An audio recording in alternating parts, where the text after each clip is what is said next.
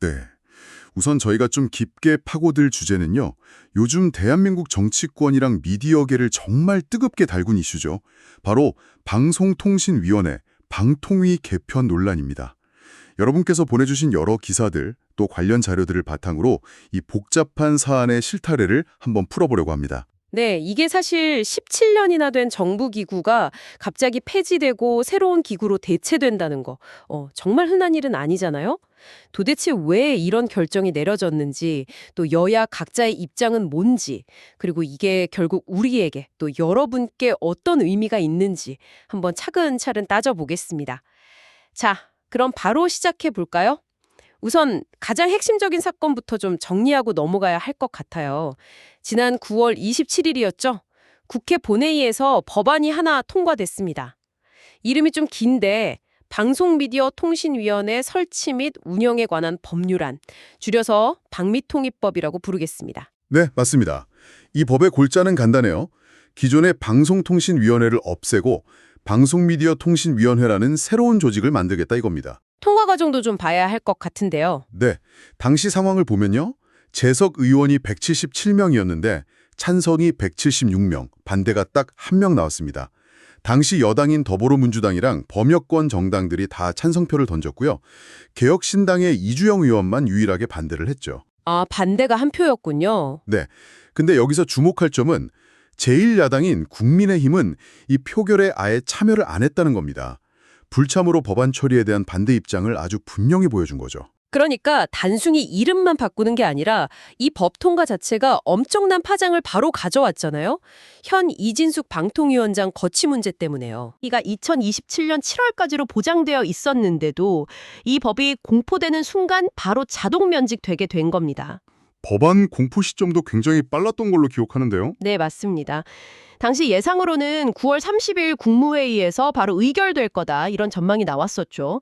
굉장히 속전속결로 진행된 측면이 있습니다. 임기가 보정된 위원장을 내보내려고 아예 조직 자체를 없애는 법을 만든다.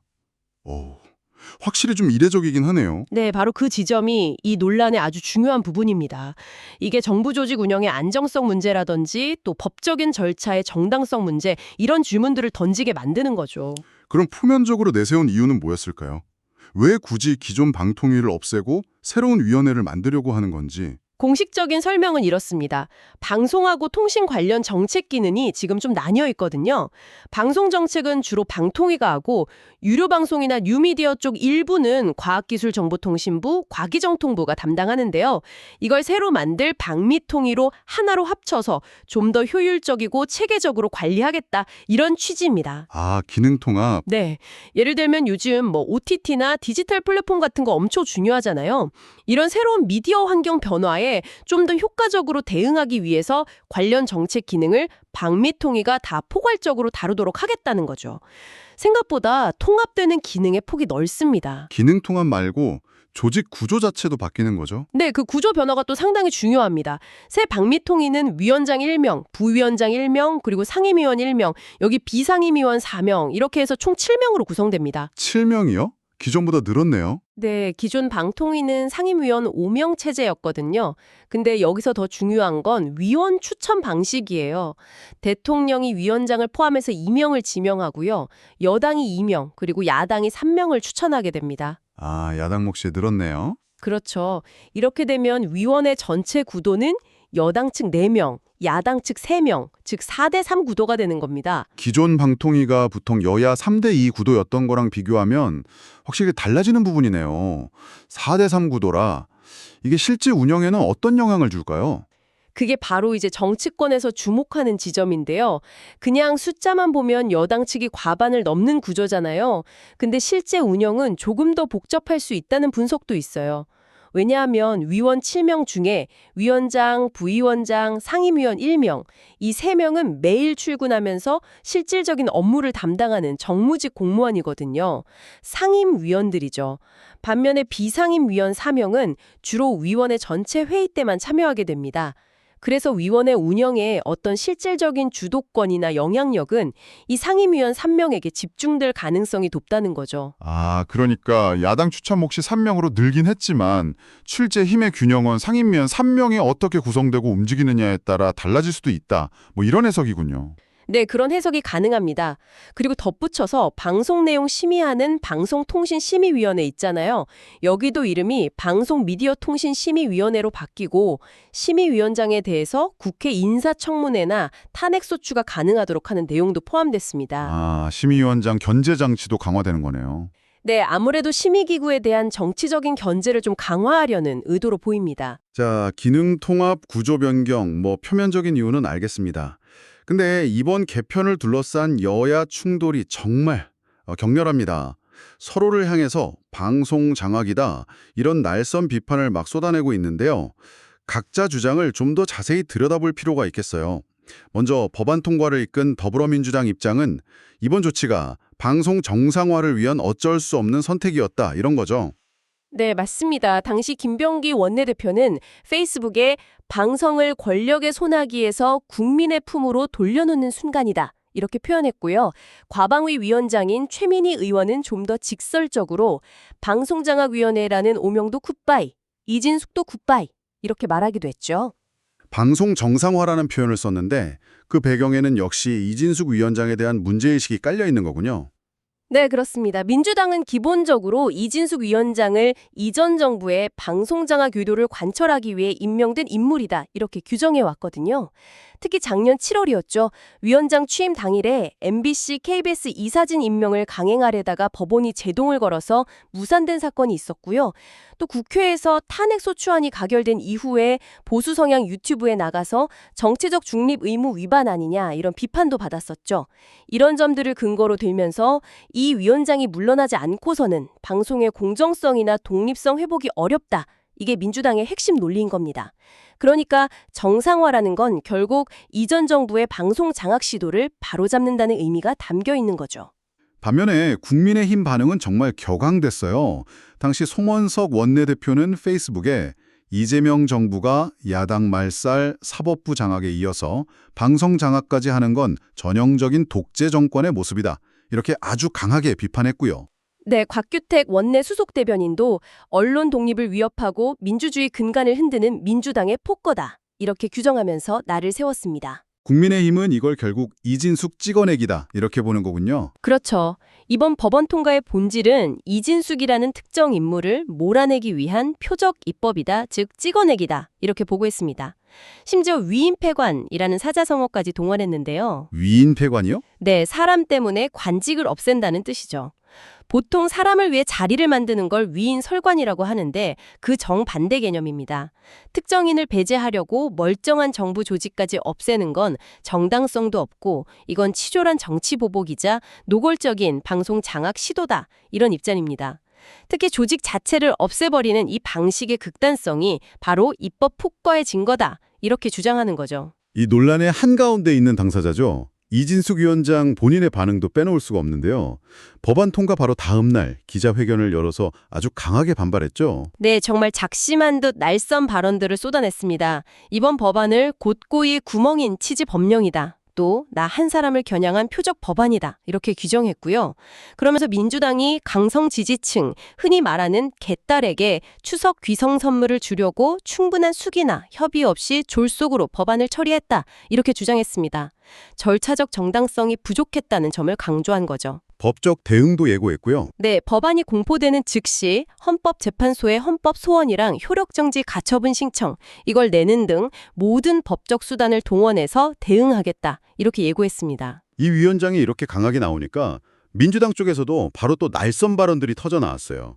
거의 기다렸다는 듯이요. 그랬습니다. 민주당 소속 과방위 간사인 김현 의원은 이 위원장 관련된 국가공무원법 위반이나 선거법 위반 혐의 같은 걸 언급하면서 수사를 촉구하는 발언으로 맞불을 놓았고요. 또 이 위원장이 법안을 치즈법령이라고 비판한 데 대해서는 역시 빵과 치즈를 좋아하는 방통위원장답다, 와인도 드시면 좋겠다, 이런 식의 비꼬는 듯한 발언을 하기도 했죠.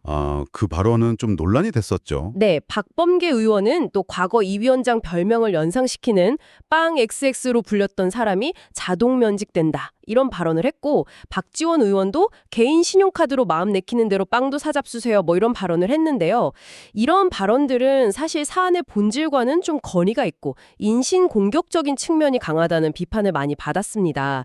당시 정치적 대립이 얼마나 감정적으로 격화됐었는지를 좀 보여주는 단면이라고 할 수 있겠습니다. 자, 이렇게 양측 입장이 정말 팽팽하게 맞서면서 이번 사태를 둘러싼 정치적인 득실 계산은 더 복잡해지는 것 같습니다. 각 당이 실제로 뭘 얻고 뭘 잃는 걸까요? 이 지점이 참 흥미로운데요. 일단 민주당 입장에서 보면요. 목표로 했던 이진숙 위원장 제거에는 성공한 거죠. 그동안 뭐 눈엣 가시처럼 여겼던 인물을 법 개정이라는 방법으로 물러나게 했으니까 단기적인 목표는 달성했다고 볼 수 있습니다. 근데 그 과정에서 얻은 정치적인 부담도 사실 만만치가 않아요. 목적을 위해서는 수단과 방법을 가리지 않고 힘으로 밀어붙인다. 이런 비판에서 자유롭게 어렵게 됐습니다. 특히 새 위원회 이름만 바꾼 거 아니냐 이런 지적도 있었고요. 네, 그렇죠. 새로 만드는 방통위가 기존 방통위랑 비교했을 때 물론 업무 범위가 일부 넓어지긴 하지만 본질적인 기능은 상당히 유사하거든요. 그러다 보니 결국 간판만 바꿔단 거 아니냐 이런 지적이 계속 나오는 거고요. 이런 방식이 과거에 뭐 검찰개혁이나 다른 법안 처리 때 보여줬던 강행 처리 이미지를 다시 한번 강화시킬 수 있다는 점, 이건 민주당에게 분명 부담일 겁니다. 그리고 또 아까 말씀드린 그 4대3 구조, 이게 앞으로 운영 과정에서 결국 수로 밀어붙이는 거 아니냐 이런 비판을 계속 직면할 수 있는 잠재적인 약점이 될 수도 있고요. 반대로 국민의힘이 주장하는 민주당의 방송장악 프레임, 이건 또 여론의 반응이 좀 미지근한 것 같기도 하고요. 네, 그 프레임이 여론에 아주 폭넓은 공감을 얻는 데는 좀 한계가 있어 보입니다. 여러 이유가 있겠지만 가장 큰 이유가 좀 아이러니하게도 이진숙 위원장 본인 때문이라는 분석이 많아요. 아, 이 위원장 본인이요? 네, 임명 과정에서부터 이미 윤석열 정부의 방송 장악용 인사다 이런 비판을 굉장히 집중적으로 받아왔잖아요. 이 위원장의 과거 행적이라든지 또 방통위원장 취임 이후에 보여준 여러 논란들이 민주당의 폭거로부터 언론 자유를 지켜야 한다는 국민의힘 주장의 설득력을 오히려 좀 약화시키는 요인으로 작용하고 있다는 거죠. 그러니까 방어해야 할 대상 자체에 대한 논란이 너무 크다, 이런 거군요. 그렇죠. 그런 측면이 있습니다. 심지어 일각에서는 이 위원장이 이번 사태를 계기로 오히려 정치적인 입지를 다지면서 뭐 내년 지방선거 같은 걸 염두에 두고 소위 보수 여전사 이미지를 만들려는 거 아니냐 이런 관측까지 나올 정도니까요. 이런 점들이 국민의힘의 정치적 공세를 좀 무디게 만든 측면이 분명히 있습니다. 결국 이렇게 보면 양쪽 다 서로를 향해서 너희가 방송 장악하려 한다 이렇게 손가락질하는데 정작 자기들도 비슷한 비판에서 자유롭지 못한 굉장히 좀 역설적인 상황이네요. 정확합니다. 이게 사실 이번 정권만의 문제가 아니고요. 방송통신위원회라는 기구가 가진 어떤 구조적인 문제점, 그리고 우리 한국 정치의 고질적인 행태가 맞물린 결과라고 봐야 할 것 같아요. 방통위가 2008년에 출범한 이후로 정권이 바뀔 때마다 소위 내 사람 심기 논란, 정치적 중립성 시비 이게 끊이지 않았거든요. 방송과 통신이라는 게 워낙 영향력이 크니까 이걸 통제하려는 정치권의 욕망이 방통위의 독립성을 계속 위협해온 거죠. 17년 역사가 결국 네, 결국 17년 역사의 방통위는 이런 논란들을 극복하지 못하고 또 다른 정치적 논란 속에서 이렇게 막을 내리게 된 셈입니다. 그래서 이 모든 복잡한 상황이 결국 이 방송을 듣고 계신 여러분께는 어떤 의미일까요? 핵심은 아마 이걸 겁니다. 우리의 미디어 환경에 직접적인 영향을 주는 방송통신 정책을 총괄하는 중요한 국가기관의 운명이 어떤 정책적인 비전이나 전문성보다는 굉장히 격렬한 정치적 갈등, 그리고 특정 인물의 거취 문제에 의해서 좌우되고 있다는 점이죠.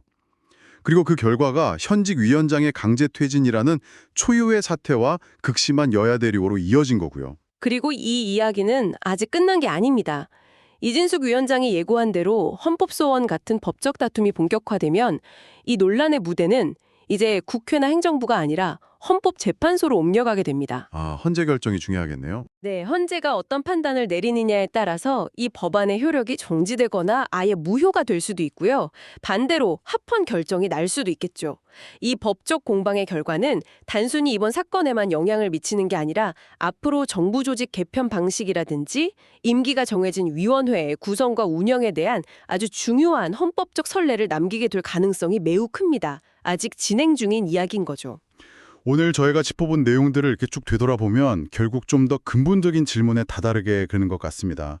정치적 격변기마다 정말 어김없이 반복되는 이 방송장악 프레임 전쟁에서 벗어나려면 우린 어떻게 해야 할까요?